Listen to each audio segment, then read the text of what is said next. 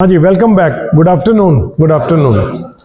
तो कल अपन कर नहीं पाए तो माफ़ी चाहता हूँ कि कल थोड़ा प्री ऑक्यूपाइड था, कहीं जाना जरूरी पड़ गया। बहुत दिनों से सोच रहा था कि हर एक ऑर्गेनाइजेशन के अंदर में एक लीडरशिप स्टाइल होता है,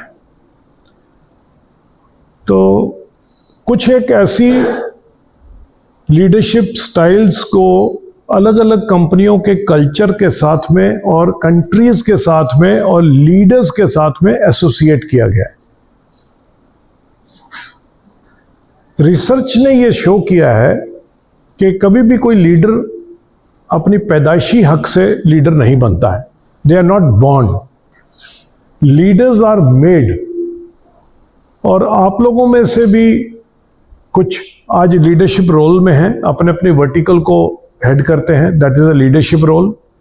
कुछ एस्पायर करते हैं कि अपने लेवल पे कल लीडरशिप के रोल में आ सकेंगे। सबसे इंपॉर्टेंट चीज जो लीडरशिप के अंदर में पाई गई है वो ये है कि लीडरशिप तब मानी जाती है कि उसको लोग फॉलो करें। आप नहीं कह सकते मैं लीडर हूं, आप मेरे को फॉलो करो। लोग फॉलो करते हैं तो लीडर बनता है। कितने हम्बल बिगिनिंग से आदमी आए और बहुत बड़ा इम्पैक्ट इस दुनिया में लाए। मिसाल के तौर पे Mahatma Gandhi, he was from a very humble beginning. Porbandar के अंदर में बहुत छोटे लेवल पे उनका इकोनॉमिक स्टेटस था, लेकिन कितने बड़े लीडर बने और फादर ऑफ द नेशन भी बने। नेल्सन मंडेला का बात की जाती है, हमेशा हम सुनते हैं नेल्सन मंडेला, बहुत हम्बल बिगिनिंग से, लेकिन ultimately he is known as the best African, माने top leader of African continent के पूरे। एब्राहम लिंकन की बात निकलती है, बहुत हम्बल बिगिनिंग, बहुत डिस्टर्ब्ड बिगिनिंग से भी आज की डेट में भी अमेरिकन हिस्ट्री के अंदर में सबसे ज़्यादा स्ट्रेटेजिक लेवल पे जिन्होंने चेंजेस लाए वो थे एब्राहम लिंकन।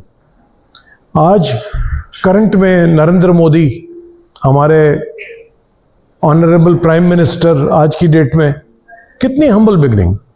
तो क्या उनमें डिफरेंस था कि उन्होंने लीडरशिप का रोल जो है अच्छी तरह से निभाया। अलग अलग समय में, they are from the different part of the century.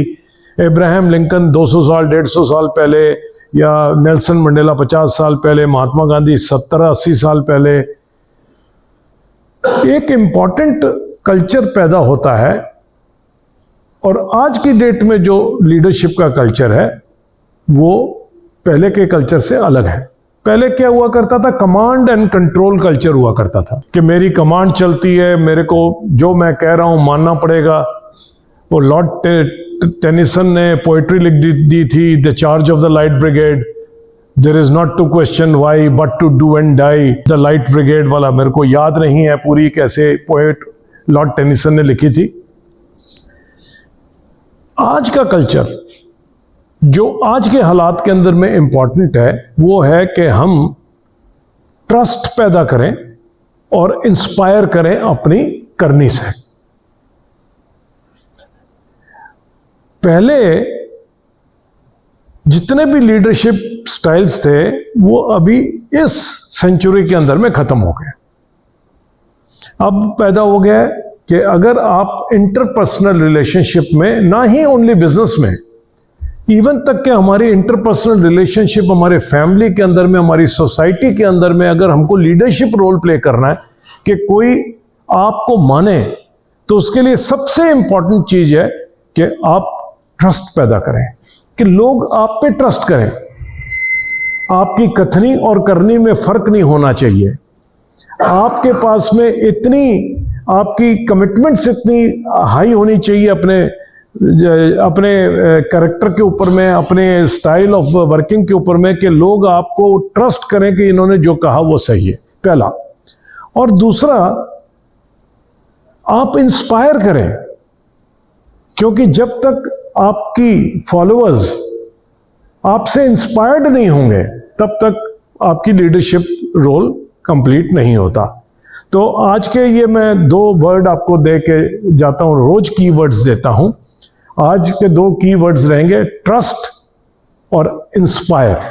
ठीक है, तो आप लोगों को ये जानकर वो पता चलेगा कि ट्रस्ट अगर हम एक दूसरे पे करते हैं और हम ट्रस्ट बांटते हैं तो आप प्रोडक्टिविटी को 2 टाइम आगे बढ़ा सकते हैं।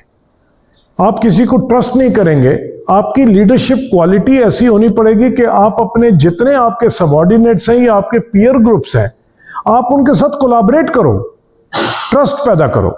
अगर ट्रस्ट नहीं होगा तो आप एक वायबल टीम नहीं बना पाते। आज के हमारे, अब हम अगर अपने ही ऑर्गेनाइजेशन में के अंदर में बिलीव करें तो do we trust each other, ये हमें सोचना है कि आपकी कैपेबिलिटी पे। आज मृदुल को मैं बोलता हूं मैं तेरे पे ट्रस्ट करता हूं यार, तुम ये काम करो, तो मैं आई एम कॉन्फिडेंट कि ये अपनी जान दे देगा, लेकिन आपका ट्रस्ट नहीं खोएगा। लेकिन आप कमांड एंड कंट्रोल में आ जाते हो, तुमको ऐसा करना पड़ेगा, तो maybe he will not be able to do it. क्योंकि ट्रस्ट के साथ में क्या आती है? रिस्पॉन्सिबिलिटी। जैसे ही आप किसी के ऊपर में ट्रस्ट दे देते हैं तो रिस्पॉन्सिबल हो जाता है, तो फिर वो बोलता है मैं सबऑर्डिनेट नहीं हूं, मैं पार्ट ऑफ द टीम हूं। Am I right?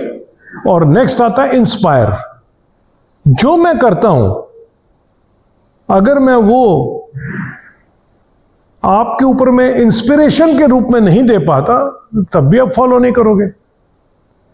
जैसे हमारे गुरुवाणी में एक लाइन आती है, अवर उपदेश है आप ना करे, आवत जावत जन्मे मरे। जन्म में ही घूमता रहता है, जन्म मरण में। क्यों? गुरु जी ने क्यों लिखा था कि मैं जो दूसरों को उपदेश देता हूं सबसे पहले मेरे को भी करना है। अगर मैं कर रहा हूं तभी मेरे को ट्रस्ट किया जाएगा और तभी मेरे से इंस्पायर्ड होंगे कि जी ये खुद भी कर रहे हैं तो मेरे को भी करना चाहिए। अब हुआ क्या, लीडरशिप पैटर्न क्यों चेंज हुए? हम चेंज्ड वर्ल्ड में हैं। पहले एक इंसान जब किसी ऑर्गेनाइजेशन के अंदर में काम करता था उसके पास में मजबूरियां थी, उसको ज्वाइन करने की मजबूरी थी। आज कोई भी पर्सन, आज उसके पास में मल्टीपल चॉइसेस हैं। ऑर्गेनाइजेशन में ज्वाइन करने के लिए चॉइस से आता है, चुन के आता है, मजबूरी में नहीं आता है। दूसरा, वे ऑफ वर्किंग चेंज होगी। कोविड आया, कोविड के बाद में आज की डेट में ऑफिस का एटमॉस्फेयर चेंज हो गए, आज वर्क प्लेस चेंज हो गए, वे ऑफ वर्किंग चेंज हो गई। ये सारे चेंजेस के अंदर में हमारे को सहानुभूति, ट्रस्ट, इंस्पायर, इसके साथ अपना लीडरशिप रोल प्ले करना है। कोविड के दौरान जिन जिन ऑर्गेनाइजेशन ने अपने एम्प्लॉइज का ध्यान दिया या अपने रिलेशंस का ध्यान दिया, सोसाइटी में काम किया, उनका इतना ट्रस्ट लेवल बढ़ गया है कि उनको कोई छोड़ना नहीं चाहता।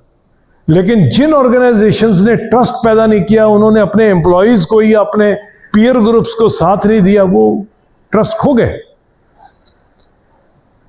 चॉइस, पहले एक इंसान अपनी जॉब के लिए एप्लीकेशन देने जाता था तो इतना मजबूर होकर देने जाता था कि किसी कीमत पे भी उसको जॉब चाहिए। आज की डेट में वो नहीं है, वी ऑल हैव ऑप्शंस। तो तभी हम एक ऑर्गेनाइजेशन में स्टे करते हैं अगर हमारे ऊपर ट्रस्ट किया जाता है और हमारे पास में कोई एक ऐसा लीडर होगा जो कि हमारे को इंस्पायर करेगा। तो मेरी ये आज के ये रिक्वेस्ट है मेरे सारे लीडरशिप रोल प्ले करने वाले जितने भी हमारे वर्टिकल हेड्स हैं, आप अपनी टीम को एज ए टीम लीडर बन के चलें, कोलैबोरेट करें। और क्या होता है, एक माली की तरह, एक गार्डनर की तरह माली होता है, उसका एक बगीचा होता है। आप अपनी टीम को एक बगीचे के रूप में ट्रीट करें और एक माली के रूप में उसको सींचें। अब तब देखें कि फूल कैसे निकलते हैं। तब आपकी टीम जो है आपके साथ खड़ी होकर वो एकदम फर्स्ट क्लास फ्लावरिंग के रूप में सामने आती है। तो आज का ये 2 वर्ड के साथ में आज ये समाप्त करता हूं कि ट्रस्ट एंड इंस्पायर। कल के लिए कोई नया सब्जेक्ट लेके आएंगे। Thank you very much. Thank you.